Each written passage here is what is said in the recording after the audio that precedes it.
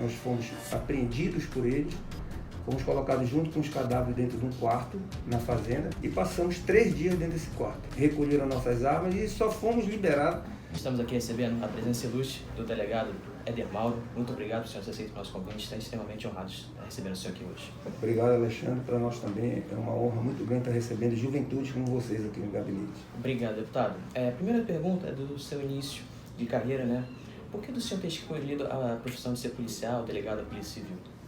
Olha, já vem da época de adolescente, né? Sim. Eu tive um pai que era militar, era um cabo da aeronáutica e nós fomos criados por esses valores, né?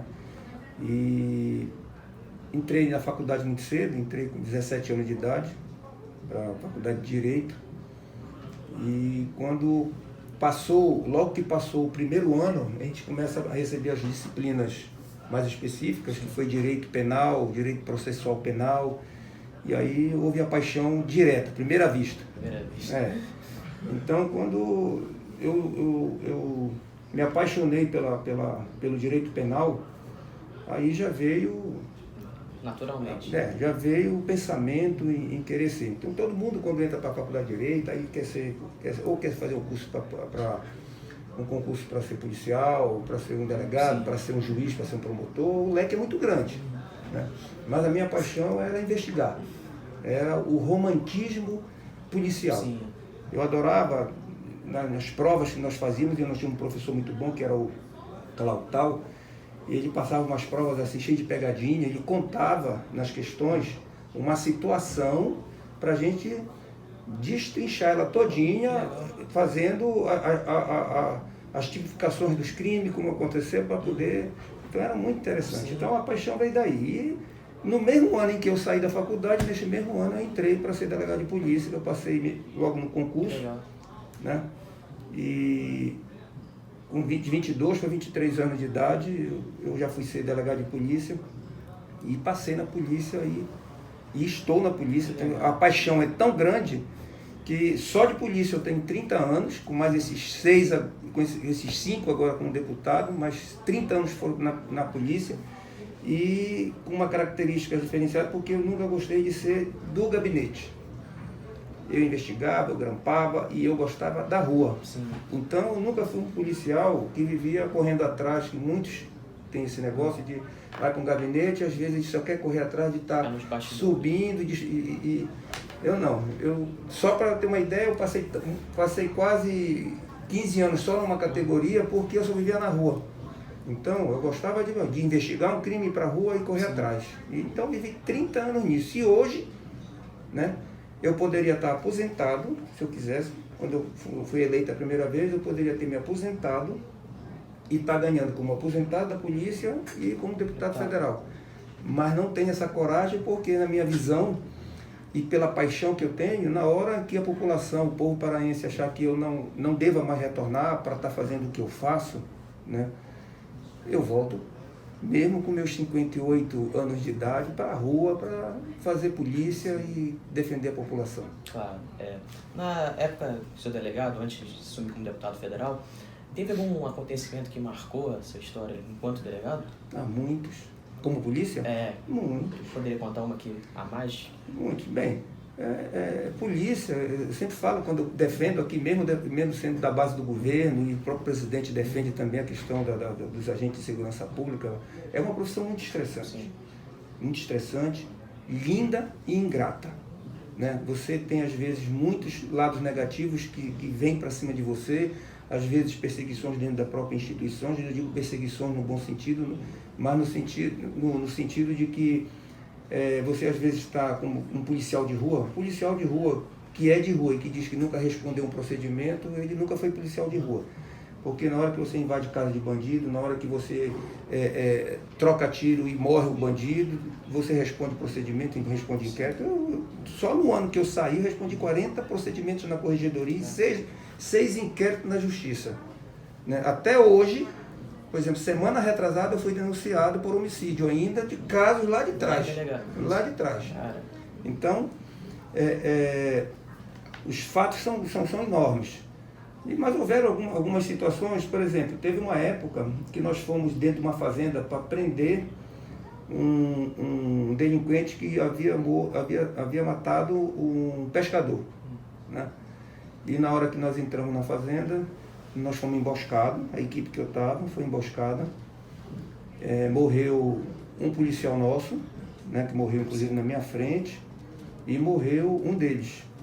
Só que eles dominavam a gente.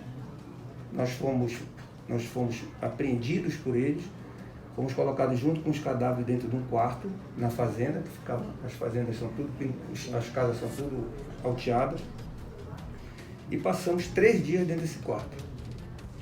Recolheram nossas armas e só fomos liberados, porque quando eles faziam contato por rádio de dentro da fazenda para a capital em Belém com o dono da fazenda, um outro fazendeiro ouviu a conversa na rede e repassou para a polícia em Belém. E aí os policiais de imediato foram com o dono da fazenda, pegaram o cara e fizeram se liberar da gente lá. Então essa foi uma das situações, né? Outras que são as comuns, eu já tive 3 atentados, né? Porque como eu combato muito a questão do tráfico e dos grandes traficantes dentro do estado do Pará, tanto é que o maior traficante do estado do Pará, que é um cidadão, se assim se pode chamar, conhecido por Dote, aliado a um outro grande traficante do Norte e Nordeste, que chama-se Luiz Roberto, que é o líder da facção Família do Norte, que é aquele que mandou decapitar o pessoal dentro da cadeia, tudinho. Fomos nós que prendemos. Eu e a equipe que trabalhava comigo, policiais do Pará. Todos os 2 estão na cadeia. E por esse motivo, eles já mandaram me matar 3 vezes. A primeira, acertaram a minha esposa, que estava junto comigo. Nós conseguimos, na ocasião, perceber e a gente trocamos tiro. A gente derrubei um, mas ainda assim acertaram ela. E os outros a gente pegou depois. A outra vez foi num posto de gasolina. Também trocamos tiro, né, porque eu ando lá, peço com radar o tempo todo ligado. Conseguimos se sair, eles não conseguiram atingir ninguém. E a terceira já foi na alça viária que a gente chama lá, onde cercaram o carro e deram muito tiro, sorte que ela estava num carro blindado, foi quando tentaram matar ela já de forma separada, mas ela conseguiu se sair, né? E como eles não conseguiam mais pegar delinquente de dentro da Grande Belém para fazer o serviço, a última vez que eles tentaram, eles mandaram buscar 2 em São Paulo, né, pertencente ao PCC, e eu tomei conhecimento, né? A forma que eu tomei conhecimento eu não vou poder falar para vocês, porque eu vou colocar em risco as pessoas que estão envolvidas. Quando eles chegaram em Belém, os 2, que eram o velho, de cabeça branca e o outro, eu tomei conhecimento e imediatamente no dia seguinte nós fomos para cima no local onde eles estavam, houve troca de tiro e os 2 morreram. E foram devolvidos para São Paulo, o PCC mandou buscar, pagou, né, empresa aérea, pagou para embalsamar os corpos, tudinho, para poder mandar para São Paulo e levar para São Paulo. Então são situações que a gente vai viver. Essas em relação a risco de vida e tudo. Sim. Agora teve situações românticas de investigação maravilhosas, né? Sim. Que se eu for citar os fatos aqui, vocês vão ficar o dia inteiro aqui ouvindo as histórias de coisas que a gente destrinchou, como sempre o fato de uma garota que sumiu, gestante de 9 meses, e a mãe, como eu era muito procurado pela população, eu trabalhava numa divisão dentro da capital, mas vinha pessoal das outras cidades, era uma cidade vizinha, ela veio procurar a mim, que a filha tinha sumido e a delegacia local não queria fazer ocorrência. E aí eu de imediato grampei o telefone da menina, que havia sumido, e através do grampo desse telefone eu consegui chegar neste telefone e vim descobrir que o que aconteceu, uma terceira mulher que queria um filho, atraiu a gestante para a casa dela, dizendo que ia dar um enxoval para ela tudinho, e na hora que ela foi para lá, ela deu com uma garrafa de champanhe na cabeça da menina, né? Na hora que elas estavam fazendo o café dentro da casa, ela arrastou a garota para o quintal, a menina viva, cortou a barriga da garota, tirou a criança, cortou o cordão, enrolou num lençol, levou para dentro do quarto e enterrou a garota, lá no quintal. Faz coisa de filme, assim. Coisa macabra, né? Macabra. Isso falando assim, isso não existe. Mas eu tenho um inquérito que foi desse tamanho. E enterrou a moça. E a criança morreu porque ela simplesmente cortou e não tomou as providências, a criança perdeu todo o sangue. Ela correu para o hospital, né? Quando chegou no hospital, a criança já morta. E aí eu fui correr atrás. Como eu peguei essa mulher com o telefone, a própria mulher que fez o serviço, eu peguei ela com o telefone, porque ela usou o telefone. Sim. E aí eu fui investigando, depois eu fui na Santa Casa, onde ela se apresentou com a criança, dizendo que ela tinha abortado a criança e que a criança estava passando mal. E conversei com o médico disse, essa criança já chegou morta aqui, né? Pela situação que eu falei para vocês. E o que eu achei estranho é que quando eu pedi para que eu fizesse exame nela, para fazer as coisas, já que ela abortou, ela se negou, ela disse que não precisava. Então eu achei estranho, mas... E aí eu desconfiei, eu peguei, fui no Renato Chaves, levei a mulher no Renato Chaves, em Belém, e pedi para que fosse periciada. Uma médica periciou e disse que ela nunca esteve gestante, né? Ou seja, o filho não era dela. Aí nós interrogamos e fomos para o quintal da casa dela, onde ela ainda negava. Como eu consultei vizinhos, os vizinhos disseram que viram quando a moça entrou, chegou de mototáxi, entrou e não viu sair. Então, para mim, o corpo estava lá. Aí nós fizemos um pente com cavador e fomos nos quintais cavando com cavador, até que a gente encontrou o corpo da menina. Caramba. São coisas assim, fatos que quem gosta, né, como eu disse, é um caso assim de romantismo da investigação. Né? É muito gostoso. Tá bem. A próxima pergunta é em relação agora ao seu cargo de deputado federal. Quando que o senhor decidiu entrar para a política? Assim? Como que foi essa decisão? Bem, como eu te falei, eu passei 30 anos fazendo rua. E fazendo rua, eu vi de tudo. É você lidar com a coisa ruim.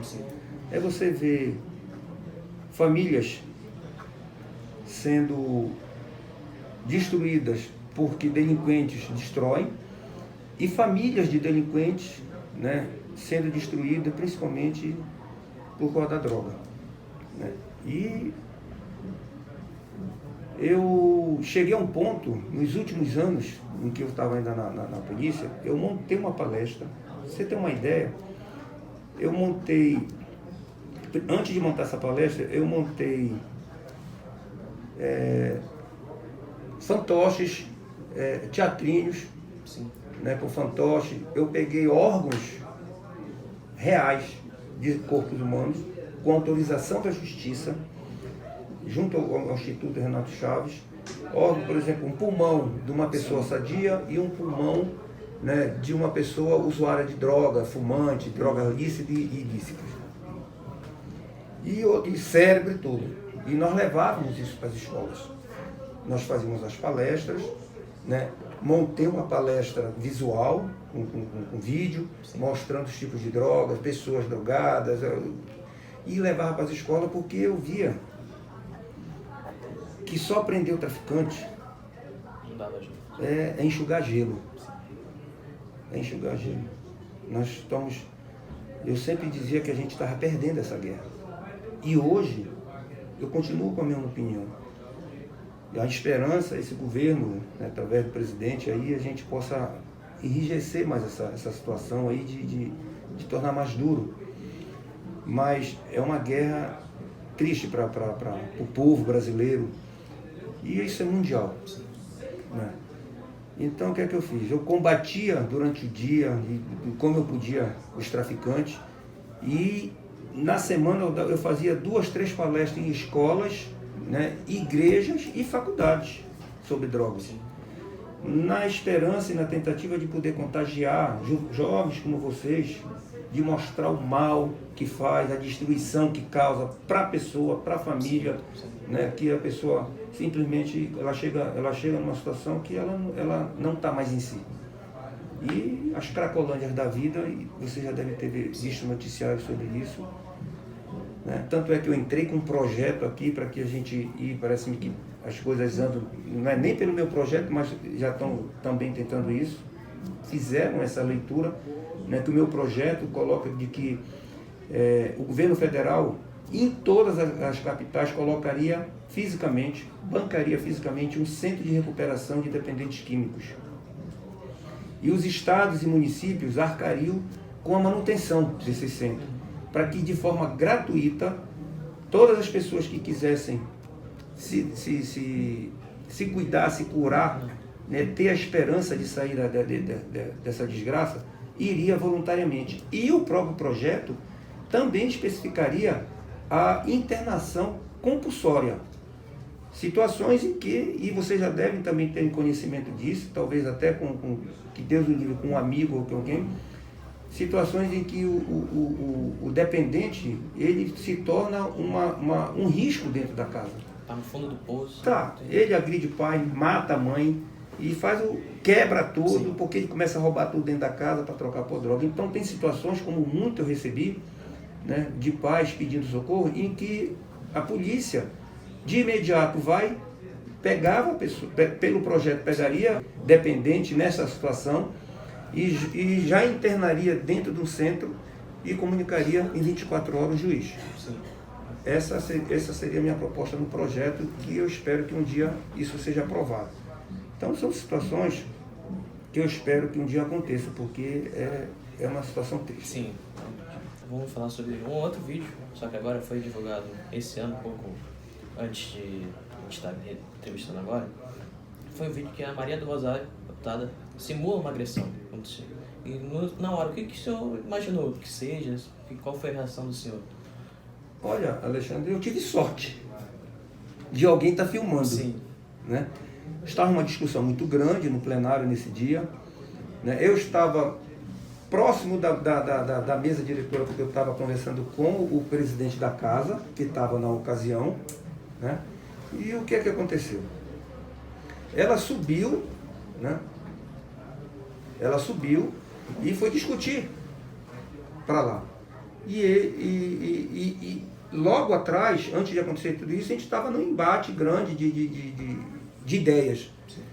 E ela subiu, eu me aproximei da mesa, estava daqui de baixo discutindo, trocando conversa com o presidente. Né? E aí ela desceu. E eu não tinha percebido a hora que ela tinha descido lá, mas vendo o vídeo é que eu vi ver, ela passou por um deputado, acho que é do PSL até, acho que é ele que está gravando, né? Ele vem acompanhando, bateu nele, que até no vídeo a gente ouviu ele falar ixi, né? E foi acompanhando ela. Quando ela passa por mim, eu estou olhando pro presidente, que estava me respondendo, ou tinha acabado de falar com ele, e vi uma coisa bater no meu braço, senti bater no meu braço.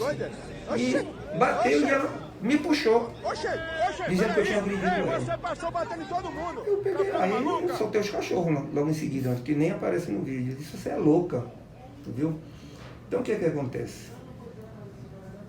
Tem uma meia dúzia desse pessoal aí que adora se fazer de vítima. Não foi diferente com o Jean Williams, né? Que toda vez que vai discursar, fala em perseguição homofóbica, fala em situações que eles mesmos plantam, né? Tentando contagiar a mente da população de que aquela coisa existe. Eu não posso, por exemplo, ver coisas pontuais como coisa geral, né? Como coisa macro. Né? Então, essa questão homofóbica, como eles plantaram na questão do próprio presidente Bolsonaro, o presidente Bolsonaro bateu fotos com pessoas de escolhas sexuais diferenciadas, como eu bato com um monte de pessoas, né? E nunca tivemos problema. Mas eles plantam isso, eles se vitimizam em tudo, ao ponto de criar situações como a própria deputada criou. Né? Tanto é que eu representei no Conselho de Ética, né? O outro deputado, através do partido do PSL, também representou, né? Nós entramos com uma ação na Justiça. Por quê? E olha que não é o meu perfil. Eu, na verdade, fui criado de resolver as coisas e acabou. Mas como eles, e ela certamente, se não tivesse sido filmada, ela estaria representando contra mim, ela teria entrado na justiça contra mim por danos e tudo, dizendo que eu havia agredido e tudo mais.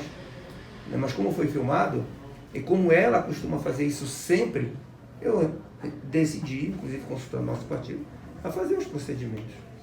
Essa foi a situação que aconteceu. Sim. Qual a avaliação do governo, nesses 7 meses de governo até então, qual a avaliação do senhor sobre o governo? Olha, ele está aí com 6 meses, né? Ele já está tomando medidas que nenhum governo lá atrás tomou. Eu sempre analiso assim. Primeiro, a confiança do povo brasileiro nele. Né? A grande maioria do povo brasileiro confia, assim como lá atrás confiou em alguém e que simplesmente se jogou na lama. Bolsonaro hoje começa a tomar medidas que lá atrás não tomaram. Tiro pela própria reforma da Previdência. Né?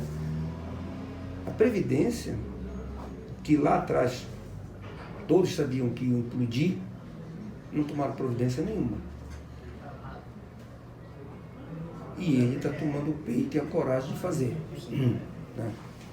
E a maior variação positiva dele, que mesmo ele não tendo que dar cargo, tendo que dividir cargo, que os ministros que ele colocou não foi nenhum por indicação partidária, ele colocou por livre e espontânea questões técnicas de que ele achava que tinha que colocar. Tanto é que a impressão que eu tinha de um presidente não consegue governar sem ter o Congresso junto com ele.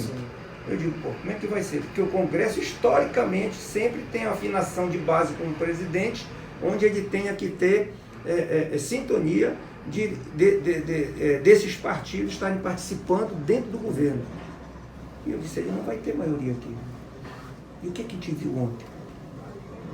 Uma vitória esmagadora no Congresso com a Previdência. Foram quase 380 votos contra 100%. Pô.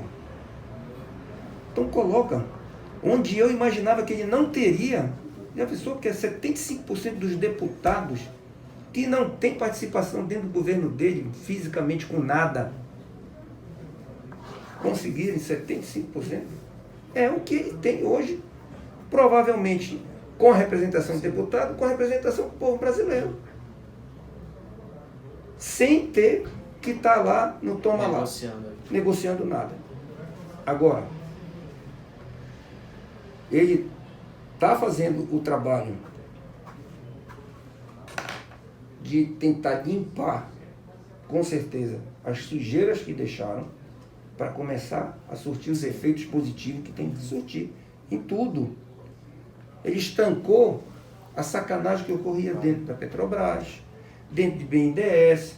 Eu acredito que ele ainda vai abrir a caixa preta, tanto é que ele tirou o cara que estava lá porque o cara não queria fazer. Ele quer transparência e quer que o povo saiba o que estava acontecendo. Exatamente. BNDES. O que o BNDES financiou? Financiou projetos para países de fora ligados a ideologias de esquerda. Ditaduras. Financiou empresas que estavam no zero e que explodiram de ser maiores empresas aqui, que estavam tudo envolvidas com políticos em sacanagem. É isso que a Caixa Preta vai mostrar. Né? Que seja rápido. Claro, com certeza. Então, ele está estancando tudo que é essa sacanagem. Né? Ele, pelo que eu já tomei conhecimento e sei, principalmente em setores dentro, está cortando todos os cabides de pessoas que estavam penduradas, sem qualificação nenhuma e sem nada, apenas para só bater ponto e não trabalhar, enquanto muitos brasileiros estão aí ganhando menos que um salário mínimo, muitas das vezes, na rua, trabalhando um dia inteiro. Ele cortou tudo isso, está enxugando tudo isso e está fazendo as medidas que tem que tomar. A próxima vai ser a tributária e por aí vai. O que vai acontecer com isso? Não vão ganhar confiança. Os empresários nacionais que estão recuados, sem investir, com medo, vão começar a investir. Os empresários internacionais vão começar a investir dentro do país. E eu espero que isso aconteça o mais rápido. O mais rápido. Eu sei que o tempo que ele vai ter é curto, mas se ele já deixar uma base, e que eu espero que ele reveja a opinião dele de que não quer ser reeleito, né? Mas se ele deixar uma base forte, e quem ele indique, ou quem o povo indique de uma pessoa séria, possa dar continuidade, eu acho que num curto prazo de tempo nós vamos ter um país bem mais recuperado. Sim. Quando a gente vai chegando ao fim da nossa entrevista, agora a gente agradece o deputado por estar nos recebendo aqui. Muito obrigado, deputado. E se eu puder dar uma palavra final ao pessoal que está nos assistindo. Bem, eu quero me dirigir, como eu estou sendo entrevistado por 2 jovens estudantes, e desde que eu sou garoto, sempre a gente ouve que a juventude sempre é a grande esperança. Isso será eterno, né? A gente sempre quer acreditar no que está vindo, né? Que seja sempre um futuro de bem. E para quem está deixando, né? A gente sempre quer, dos bons, poder trazer o legado das coisas boas. Eu vim e sou de uma família pobre, eu sou filho de um cabo, né, da aeronáutica, já falecido. Ontem eu ainda falei isso lá na comissão, né? Minha mãe é uma técnica de enfermagem aposentada e fui criado com muito sacrifício. Meu filho, por exemplo, eu tenho um filho de 35 e um de 7. Né? E quero falar para vocês, às vezes, quando eu cheguei com meu filho uma vez, de 7 anos, que ele não quis mais que eu descesse com ele de mão dada na escola, eu fiquei assim, e digo, meu Deus, o que está acontecendo? Né? Porque dentro da escola, crianças de 7 anos, entre si já conversam de que é mico o pai descer com o filho de mão dada ou dar um beijo no rosto do filho na hora que desce. Eu às vezes brinco com ele, quando a gente chega já perto da multidão, às vezes eu ligo ao vivo daqui para ele, do cenário, diz, filho, não vai falar que você ama o papai, não vai fazer eu pagar mico aqui. Aí ele, para pai. Então, família é tudo. Vocês, juventude, façam tudo que a juventude de vocês possa autorizar. É muito bonito, eu vim de lá. Eu com 13 anos fui ser office boy, né? Para que eu pudesse pagar meu cinema, pudesse ajudar a minha família. Mas ainda assim vivi bem. Vivi a minha juventude numa época que não tinha telefone, não tinha internet, não tinha nada. Curti muito, brinquei bola, subia em árvore, apanhava jambo, brincava, paquerava muito. Embora com esse rosto liso, né? De bunda de bebê. Mas adorava paquerar, participar, mas nunca. Entrei para a faculdade, que é onde vocês vão ter assim, não que eu veja a faculdade como forma negativa, é onde a gente aprende muito, mas onde as coisas começam assim a se tornar mais liberal. Nunca precisei, para fazer tudo o que fiz como jovem, a colocar bebida na minha cabeça para fazer. E muito menos experimentar droga nenhuma. Frequentava as festas, tudo. E vocês têm a oportunidade de viver tudo isso. E um dia, de uma forma sadia, construir uma família e passar tudo para os filhos de vocês. Qualquer outro caminho diferente, vocês vão para o buraco. Não vão para coisa boa. E claro, finalizando tudo isso com a família, perderam no coração. Isso é tudo. Beijão pra vocês, galera. Gente, obrigado por terem assistido até aqui. Deixem um like, compartilhem o vídeo, deixem quem vocês gostariam de que a gente entrevistasse. E obrigado por ter assistido até aqui. Até a próxima. Falou!